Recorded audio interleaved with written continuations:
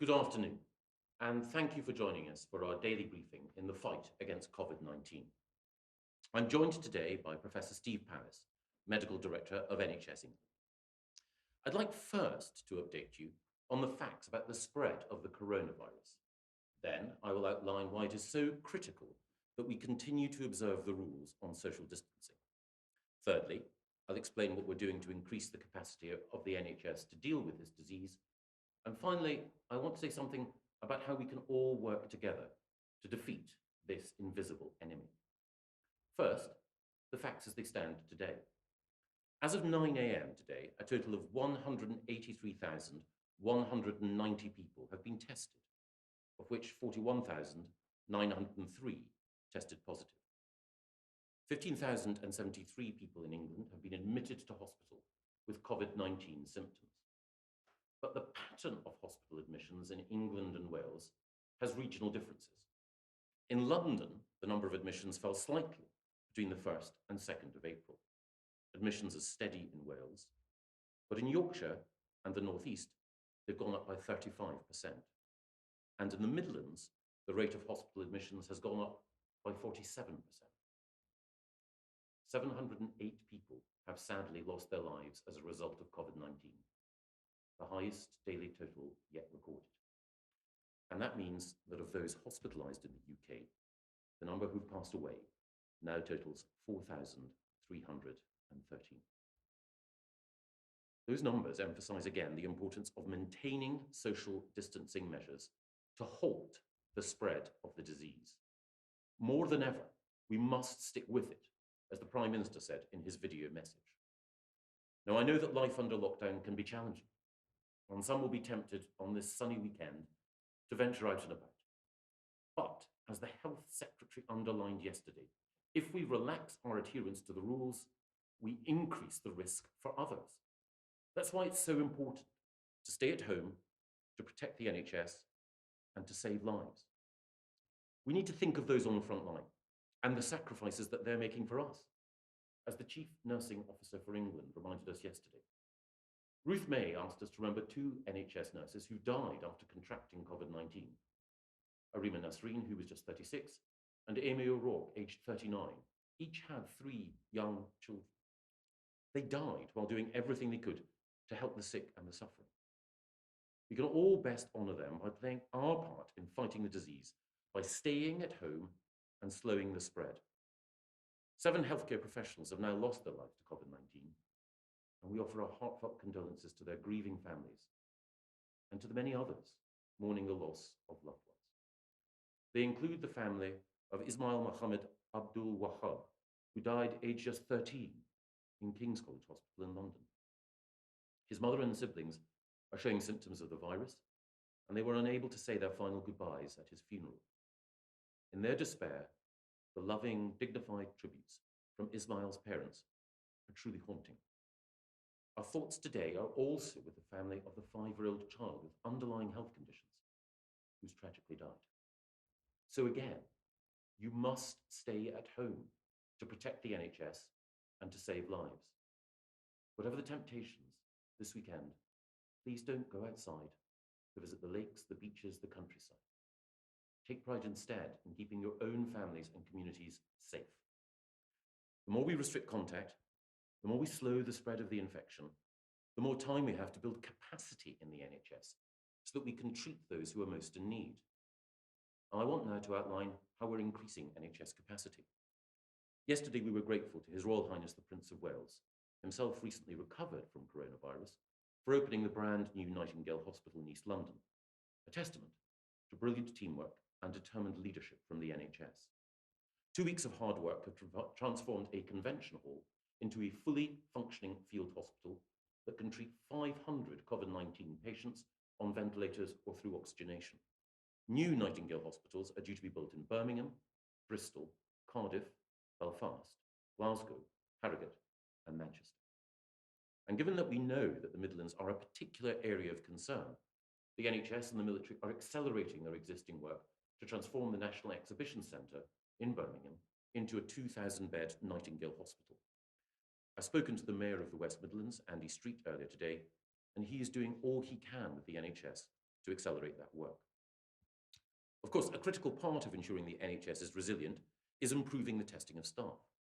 10,984 tests were administered yesterday, and as the Health Secretary outlined on Thursday, we have a strategy to increase that number to 100,000 a day.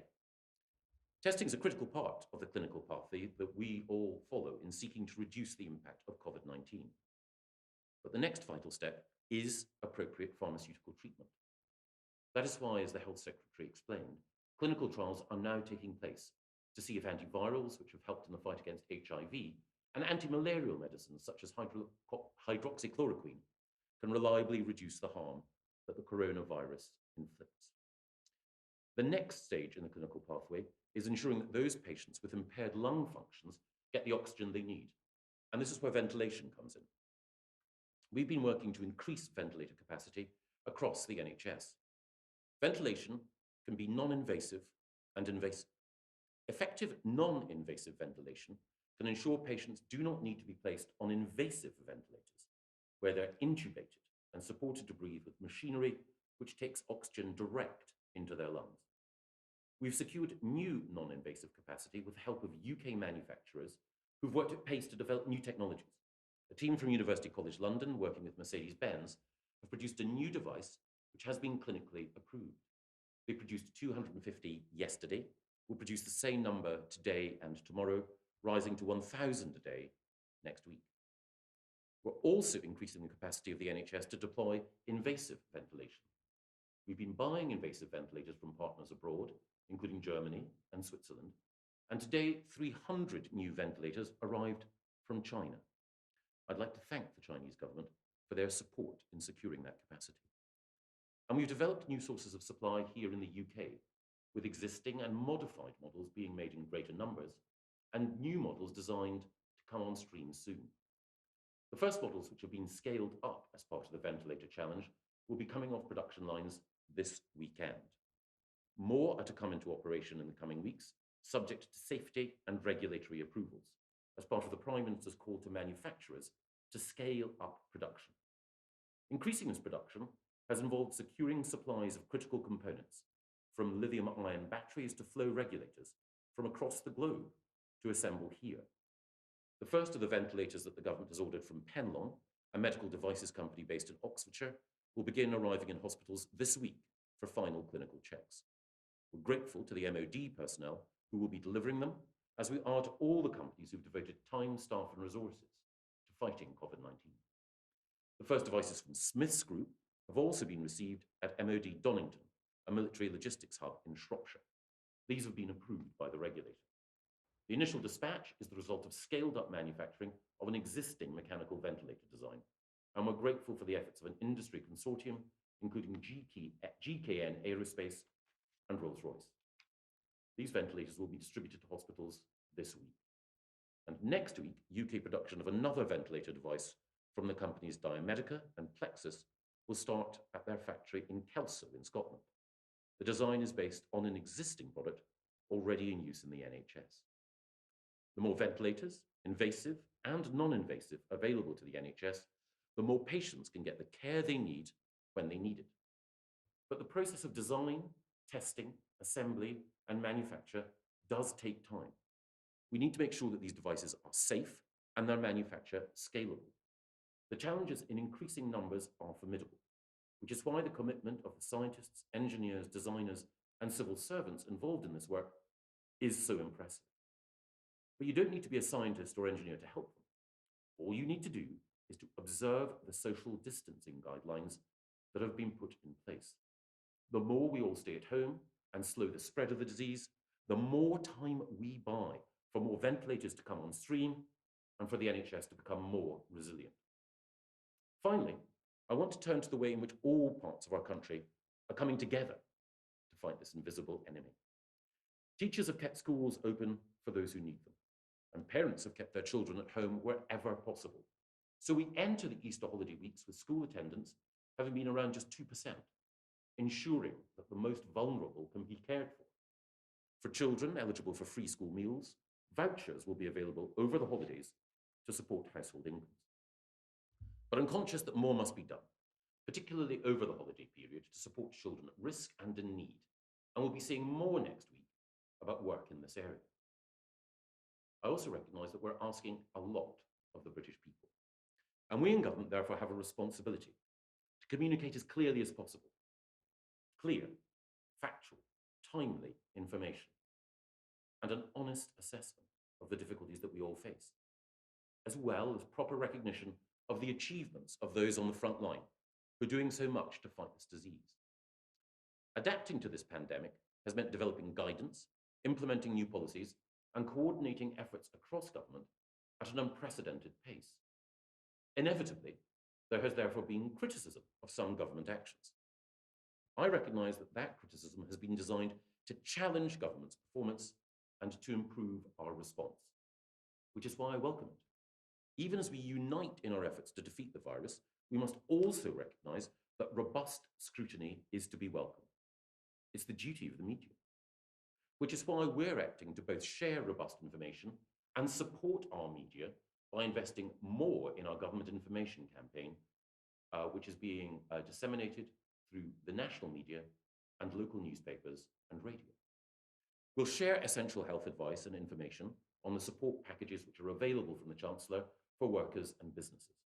We'll share details of how you can help to volunteer to support our NHS or help the vulnerable, and also how you can help our great British farmers by buying more locally grown products. We'll also list other ways in which you can join the national effort against the coronavirus. We're also using social media, in particular to reach young people, some of whom have been more reluctant than others to follow social distancing rules. And in this united national effort, where we need both constructive challenge and a shared spirit of national endeavour, we want to make sure that we all work collaboratively to help defeat the virus. That's why we've been coordinating daily with our colleagues in the devolved administrations, why I spoke yesterday to my friends in the trade union movement, Francis O'Grady and Len McCluskey, and why the Prime Minister has written today to the leaders of all opposition parties, including the new leader of the Labour Party, Sir Keir Starmer. I'd like to congratulate Sir Keir on his victory and wish him well in his important role. And I'd also like to emphasise once more that all of us can do our bit this weekend in that united national effort by staying at home, protecting the NHS and saving lives. And now I'll hand over to Steve. Thank you very much.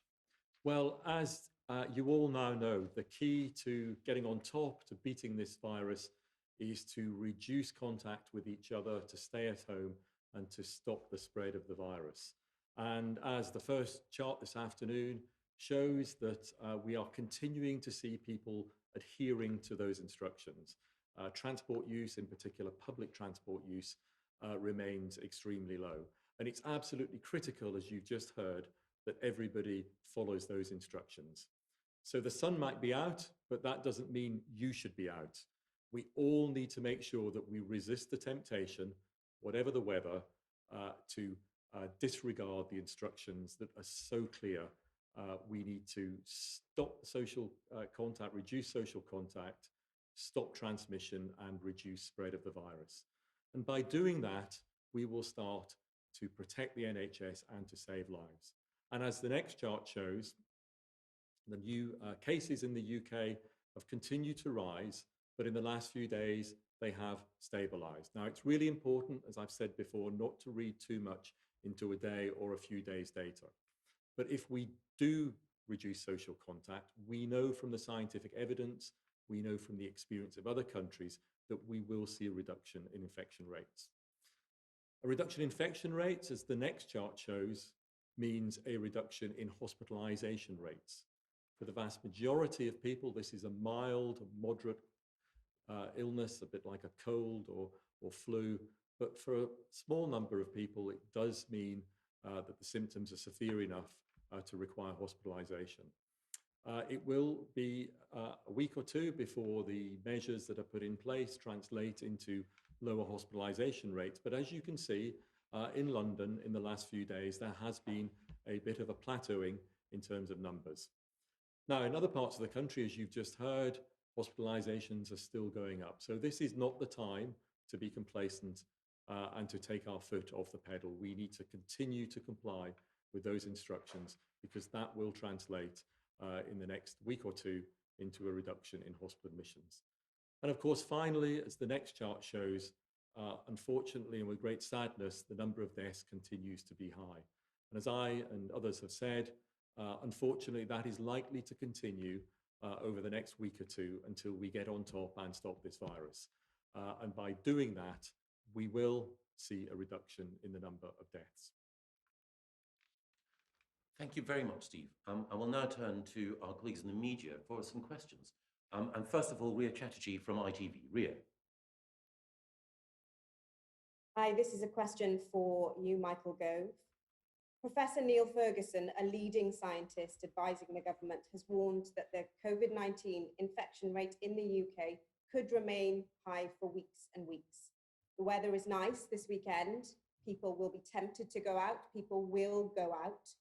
What is the government planning to do to make sure people stay at home? Because some people watching this broadcast will be asking if words are enough. Well, thank you very much, Ria, for your question. I hope that I and certainly Steve have been clear. When we look at the death rate, when we look at the number of increasing fatalities, when we consider the pressure on our NHS, everyone has to ask themselves the question, what am I doing in order to relieve pressure on the NHS? How am I helping in this shared national effort? All of us have loved ones, all of us have relatives who are at risk as a result of the spread of this disease. If we want them to be safe, then we want the NHS to be as resilient as possible, and that means observing these guidelines.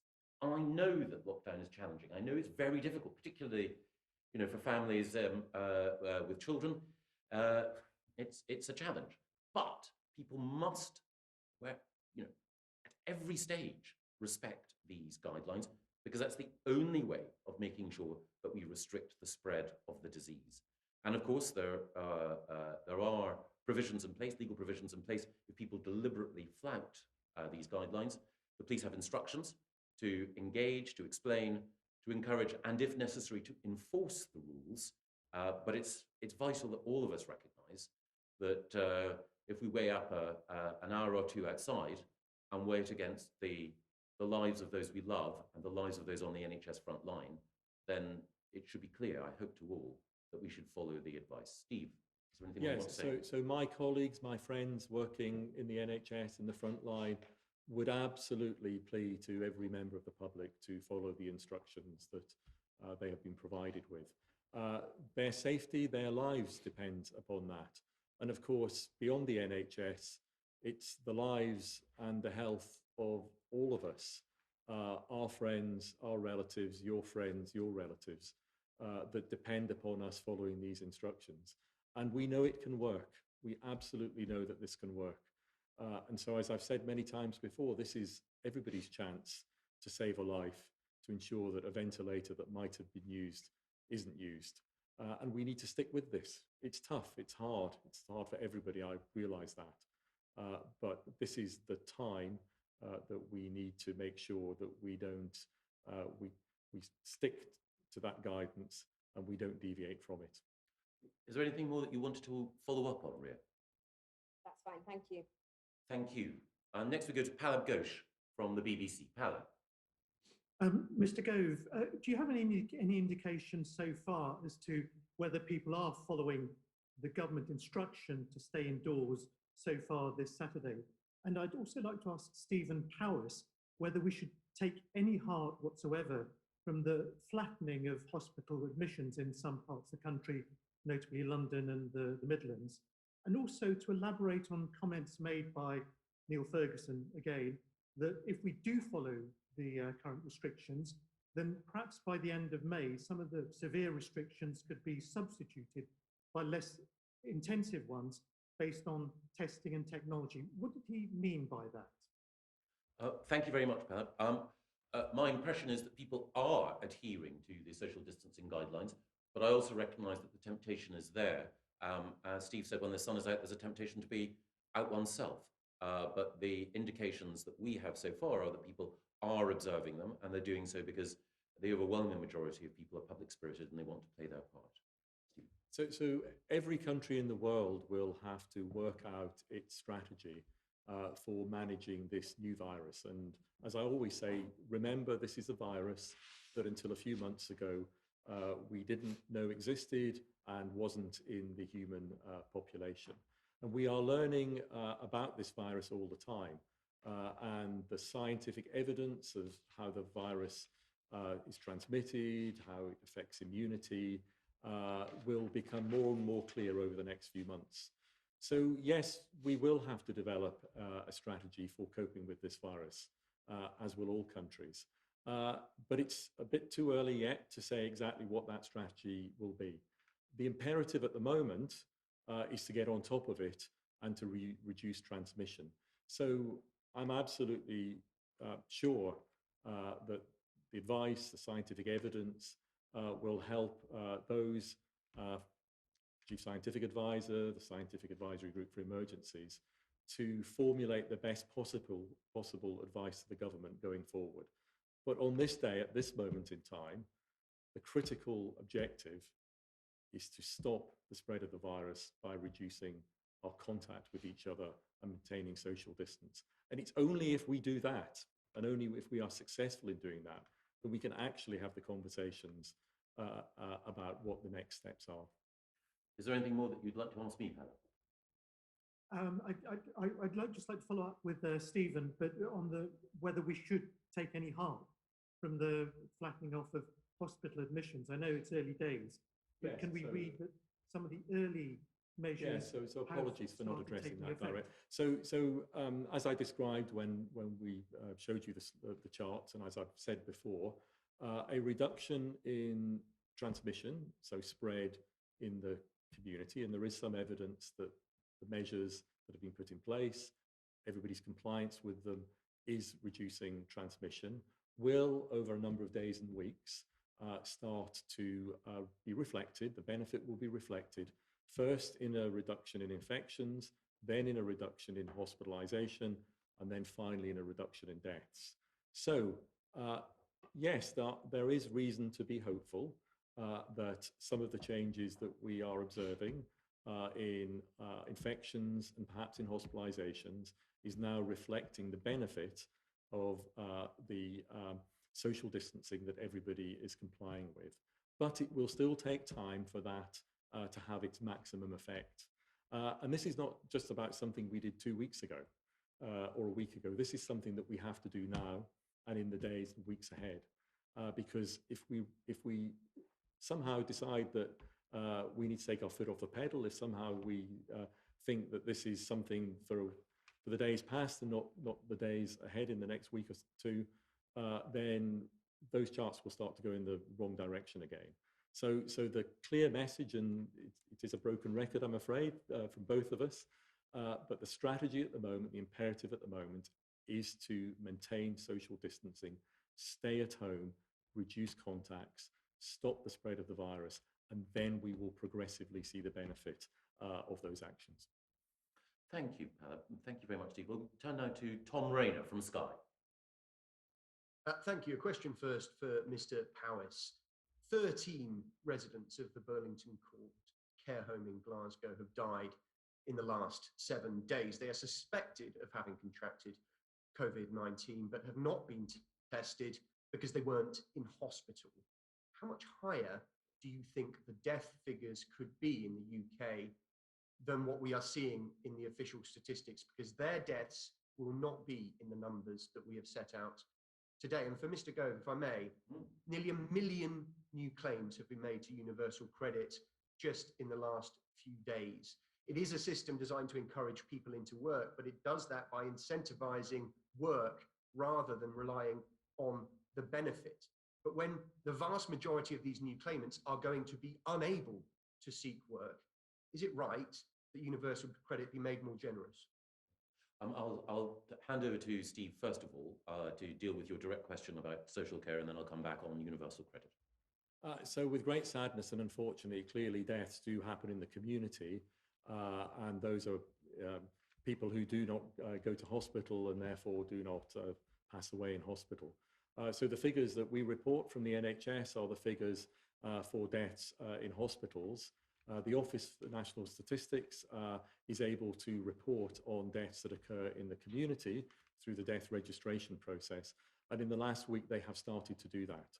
So yes, I would expect that deaths will be higher than the number that are reported from hospitals, but I think it will only be in the days and weeks ahead as that data starts to come through from ONS that we will be able to answer the question that you've asked. This disease does not discriminate, or this virus does not discriminate. It affects everybody in all settings, unfortunately, of all ages.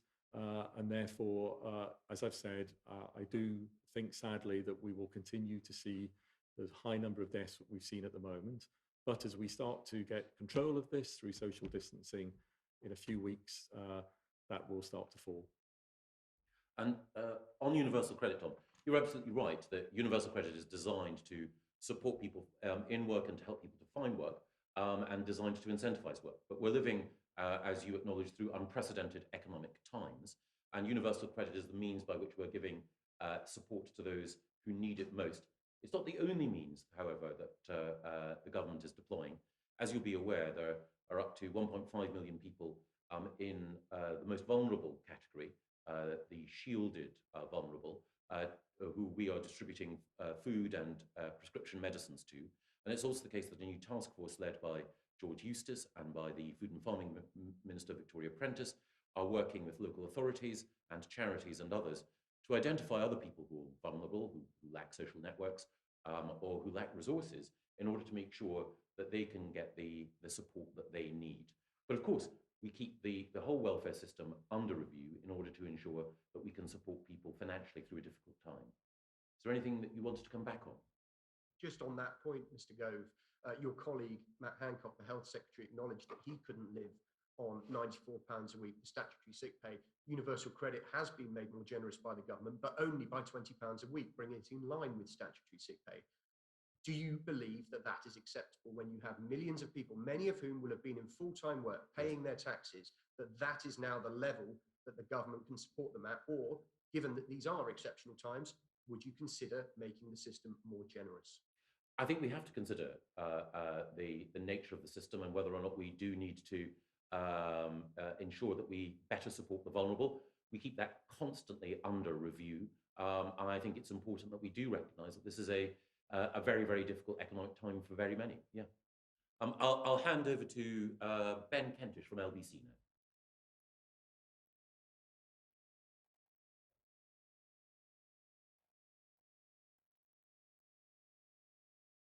Sorry, Ben.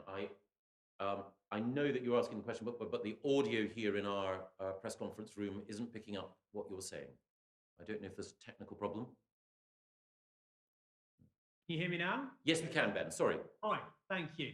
Mr. Gove, everybody watching this will be wondering the same thing. That is how and when this lockdown will end. You said before, understandably, it's too early to say when, but I wondered if you could help us with the how. Professor Powers just said there, it's almost too early to say what the exit strategy will be. But can you reassure people, because that will worry them, that the government does have a plan, an exit strategy, as it were, to lift this lockdown while also containing the virus? And just specifically, a couple of very quick questions to Professor Powers. Firstly, it's been said a lot that some of the experts advising the government believe that herd immunity, while not the strategy, is ultimately inevitable, that we simply won't be able to stop most people in this country getting coronavirus. All we can do is spread that out to ease the burden on the NHS. Can you level with people today and say that is the case, that most of us will get this at some point? Or do you believe that not to be the case? And very specifically, there's been some early evidence from other countries that treating coronavirus patients with blood plasma with antibodies, or people who have recovered from the illness, can have a significant benefit. Is that something the NHS is looking at, and will you be asking people who've recovered to donate blood? Thank you. Thanks, Ben. On your specific point about when the current restrictions will end, it depends on compliance. One of the points that Neil Ferguson was making earlier today, one of the points that Steve and I have been seeking to make today as well, is that the more effectively people comply with what we acknowledge are very stringent conditions, the more that we can slow the spread of the disease, the more resilient the NHS can be, the more that we can move to a different phase in due course, but it does rely on people observing that. So there's no fixed point, no specific date in the calendar at which we can say that things will change. We're keeping them under review. The Prime Minister said that the current lockdown proposals will be reviewed in what is just over a week's time. But we need people to comply now. The other thing that I would say is that, as Steve, I'm sure, will say more about, we're dealing with a wholly new virus. We're dealing with a new virus whose spread and whose capacity to cause death are unlike those that we've seen specifically before, and therefore we need to be certain that in every area where we can fight this virus, we are improving our capacity and making sure that we have the flexibility needed as we move to a different phase to have all the tools ready in order to fight it. And those tools will include, of course, not just some of the treatments which are undergoing clinical trial at the moment, but also some of the vaccines that we're seeking to collaborate with other countries to develop worldwide, and also making sure that the NHS itself has the resilience required to deal with more cases in the future. Steve? Yes, so I don't particularly like the term exit strategy. I think we should think much more of how we are going to manage this virus over the next months, because it is very likely that this virus will become established in populations throughout the world. And so we need a strategy to manage this over time, not just in the next few weeks or the next few months. And as I said earlier, all countries will be thinking and working together on what that strategy must be. Secondly, as Michael has said, and I've said, scientific knowledge about this virus is still being discovered. We're still in the early stages. And as we learn more about it, as the scientific evidence builds, then that will allow those strategies to evolve. So immunity is one part of a viral infection and an epidemic, but it's not the only part of it. As you've just heard, successful drug approaches, and we are recruiting people into clinical trials, the use of vaccines are all important parts of strategies to manage any infection. And as we learn more about effective drug treatments, as we see vaccines coming up in the future, they are all important components of how in totality you manage an infection. And if we look back at past infections, so if you go back 40 years ago to HIV and AIDS, a different sort of infection coming into the population, but over time strategies were developed to manage that infection. So we can manage infections through various strategies, of which immunity is one part. And I should say, as I've said before, one of the important things when it comes to immunity that we still need to learn, because it is too early in this epidemic and pandemic to learn this, is what sort of immunity is generated in people, how long that immunity lasts. And that will all be important information as we develop strategies in the months to come. Thank you very much, Steve. Anything more you wanted to ask me, Ben?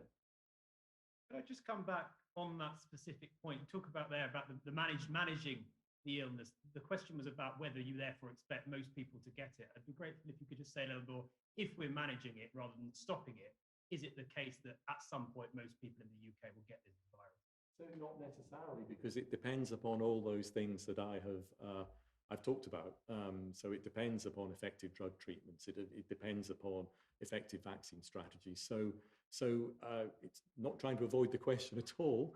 It's simply to say that we are too early on in a virus that 3 months ago we knew nothing about, didn't know was in the human population, to answer those questions. So I don't want anybody to get the impression this is the avoidance of questions. This is the reality of learning about a new virus and a new disease. Thank you very much, Steve. We'll turn now to David Wooding, from The Sun on Sunday. David. Good afternoon. We've had some reporters down at the O2 and Chessington following the excellent good news announcement by your colleague, the Health Secretary, this week, that 100,000 tests a day will be carried out later in the year. And we found lots of problems with bureaucracy, people turning up and leaving untested. NHS nurses are in tears because they're told they need an email or they need identity or an appointment.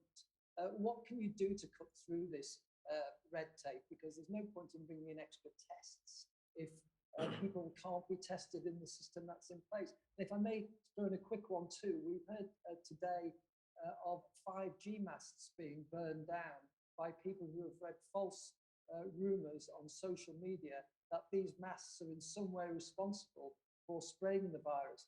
Can you please debunk that myth for us, please, and explain what damage these people are doing to communication at a very difficult time for this country?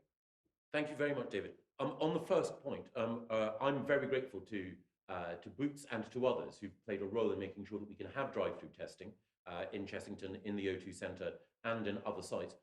It is there specifically for NHS workers, and the aim was to make sure that only NHS workers had access to it. But if it's, as your reporters have discovered, being enforced in a bureaucratic fashion, then I will talk to Matt immediately after this press conference, and we'll make sure, working with the Boots team and others, that those who need those tests get those tests. And thank you for that reporting, because it's precisely that sort of investigative work that makes sure that we can, when we encounter problems and bureaucracy, try to cut through the red tape. So we will do that, and we will report back tomorrow or at Monday's press conference any progress that we've made. On the point about the 5G masts, thank you again for mentioning it. The story somehow got about that they play a role in the spread of the disease. That's just nonsense, dangerous nonsense as well. And I'll hand over to Steve to say a little bit more about the vital importance of knocking down this rubbish. Yes. So the 5G story is complete and utter rubbish. It's nonsense. It's the worst kind of fake news. The reality is that the mobile phone networks are absolutely critical to all of us, particularly in a time when we are asking people to stay at home and to not see relatives and friends. But in particular, those are also the phone networks that are used by our emergency services and our health workers.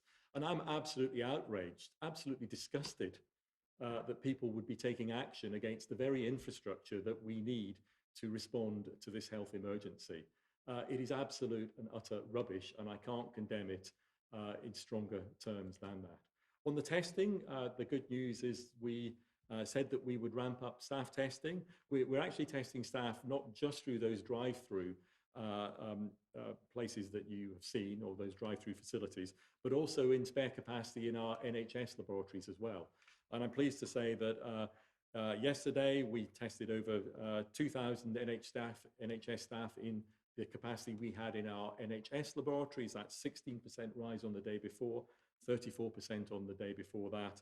And the latest data shows over 4,000 staff have been tested in those drive-through facilities. So we are increasing staff testing all the time, which is really important, so that where staff or their household members don't have coronavirus, they can come back to work and assist with the pressure that is clearly building on the NHS at the moment. Thank you, Steve. Anything more that you wanted to ask, David? No, that's fine. You've covered my points well. Thank you. Thank you very much, David. Thank you. And we'll turn to David Maddox of the Sunday Express now. Good afternoon. To begin with, could you give us any indication as to why the numbers of infection rates appear to have jumped up so quickly in the Midlands and the North East and Yorkshire? Also, a question for Michael Gove. On the help for people, the self-employed in particular, is there any possibility that this could be reviewed, given that people who have company directorships, who often don't get much money from those company directorships, are now blocked from having any of that help? And finally, in terms of exit strategy, and sorry to use that term, Professor Paris, but do you have an infection rate in mind as to when the lockdown measures, social distancing measures, may be scaled back? Thank you, David. I'll take the second question and hand the first and the third over to Steve. The package that we've put in place in order to support the self-employed and also to support workers and the economy overall has been designed in order to help those principally on lower incomes, in order to help them through a difficult time. It's been designed specifically, targeted in order to do that. But as we've seen in the course of this week, the Treasury are keeping these schemes under review. and are doing everything they can, working with the banks and others, in order to help support viable businesses, to keep people in employment, and to put the government's hands around every working person. So if there are specific examples of inefficiencies in the way in which the business support scheme or support for the self-employed is operating, then I know that the Treasury will want to look at them in order to make sure that support is targeted as effectively as possible. But I'll hand over to Steve on the question about the regional spread and also about how we manage our way out of the current situation. So on the geographical variation, I think it's difficult to give a particular explanation as to why any particular part of the country has a higher rate at any one time. I would say that perhaps, not unsurprisingly, London as a major urban centre has an infection rate which is maybe a week or so ahead of the rest of the country. But for instance, if you look at a normal winter and look at the spread of flu in a normal winter, it's not unusual to see flu rates in the winter pop up in one area of the country before they rise in another area. So that geographical variation is actually to be expected. Although, as I say, it's difficult to get under the skin of why one particular area versus another might have a higher rate at any particular time. So not unexpected. On the infection rate per se, no, I don't have a particular figure for infection rate. And I think it allows me to highlight one of the bits of scientific information, one of the pieces of the jigsaw that I've been talking about earlier, that we don't know about yet, but which will help us when we develop strategies going forward. So we are still not clear how many people might have had this virus but have not developed symptoms. That is work that's going on internationally, and in fact it's work that's going on in this country as I speak to try and understand what that figure is. When that information becomes available, when that scientific knowledge is known with large numbers of people, that will help us not only in our strategy going forward, but in our understanding of infection rates per se. Thanks very much. Is there anything you just wanted clarity on there, David? Just very quickly then, are you putting more weight on infection rate admissions in terms of your strategy going forward? Well, I think the strategy has been is to save lives and to protect the NHS. Save lives because clearly we wish to save lives. As a doctor, that's why I went into medicine. Of course, we need to save lives. But putting less pressure on the NHS is important for a number of reasons. Firstly, as I've said before, our strategy is to build capacity in the NHS.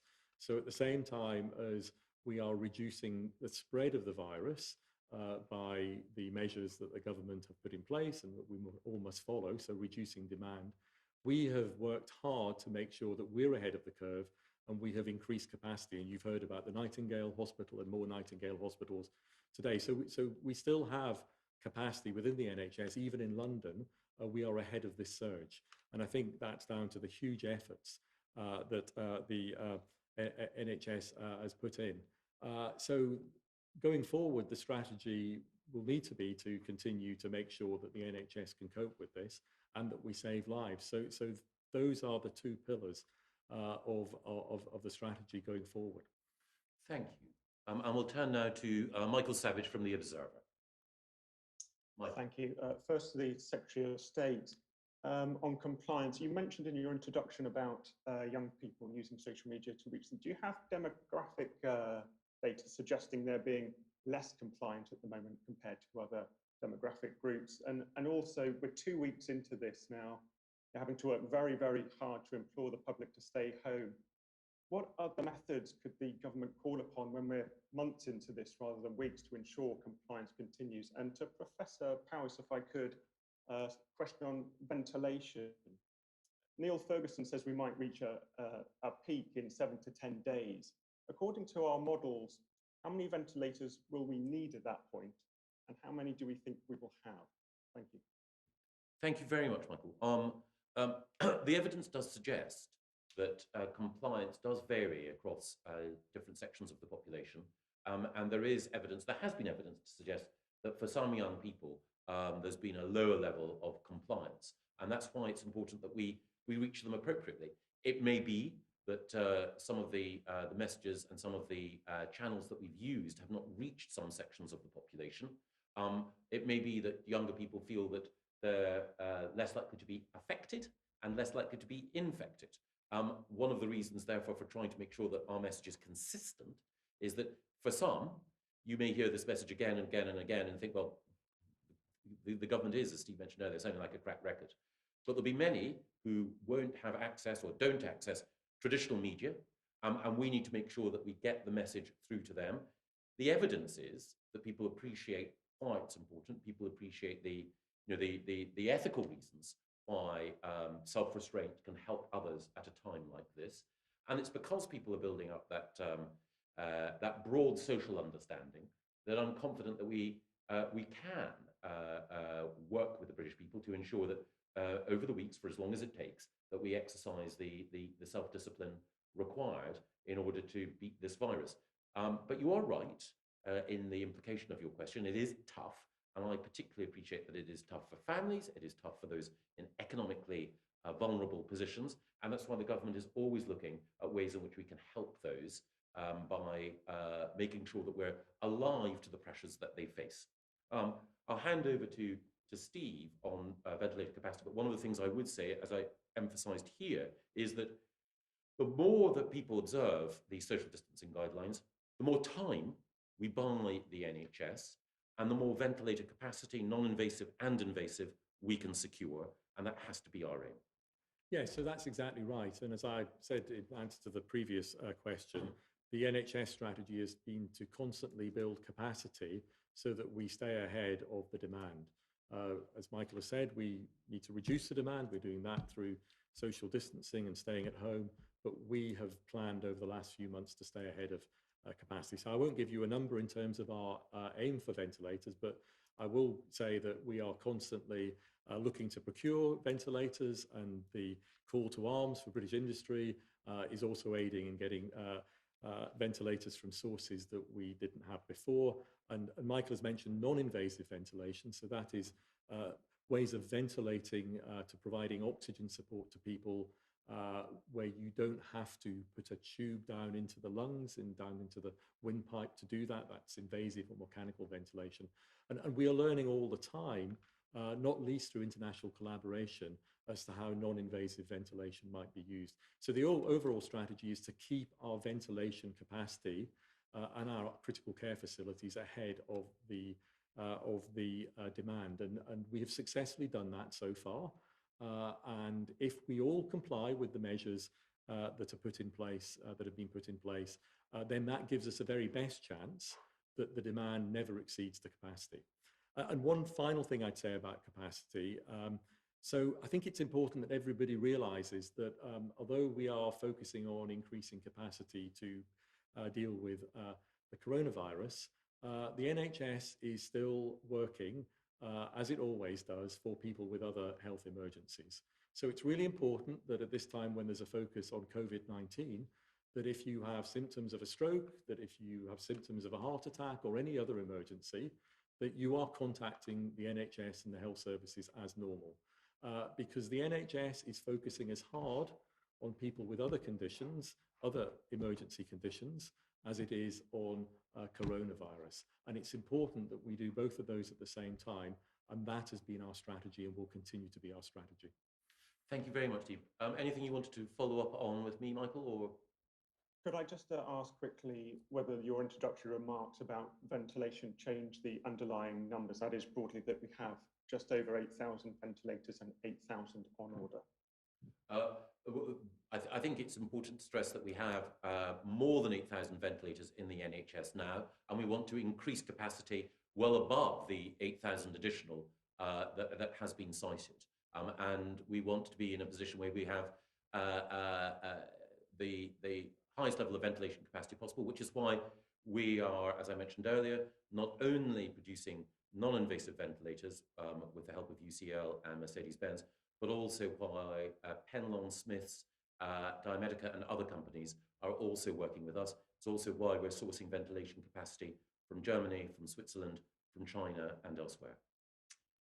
With that, I just want to say thank you to Steve and to all the staff in the NHS, and to say thank you to our colleagues in the media. And there'll be another press briefing, of course, tomorrow. Thank you.